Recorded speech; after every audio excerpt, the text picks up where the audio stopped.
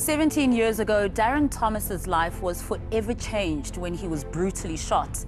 An avid sportsman, he'd be forgiven for falling into depression or hopelessness. But that's not Darren. Instead of his being a story of loss, Darren's approach to his injury and the disability it left him with is an inspiration to us all.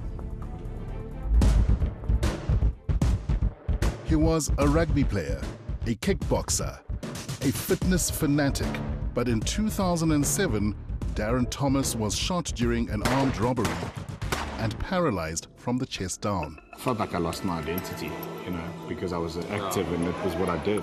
And so with this, who would I be? But when we met him in 2020, Darren was a man who had simply refused to give up. When someone tells me that I can't, it's when I say that I can, Back then, Darren was training as a wheelchair sprinter, but that was before he encountered the high-intensity training program, CrossFit. I got hooked. Drove my wife a bit crazy in the first few weeks because, as they say, how do you know someone does CrossFit? They tell you. This year, he took on one of the world's biggest CrossFit competitions, Waterpalooza, Miami. It's a dream. Realize it's for me, if I look at 16 years ago when I was shot, my biggest challenge was sitting up in a lazy boy for 5 minutes.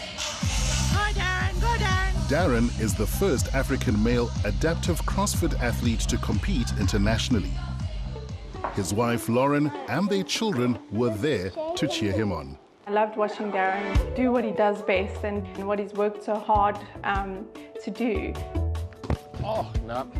I feel like this is a masterclass in mindset for my kids. Oh, yeah, I'm saving like a machine today. Eh? I am very proud of him. He's amazing. He's a strong man. He can pick up a house. Number 3, we have Darren Thomas. But I was up against some seriously freakish athletes. There were some really, really challenging workouts. Some movements that I wasn't really able to do.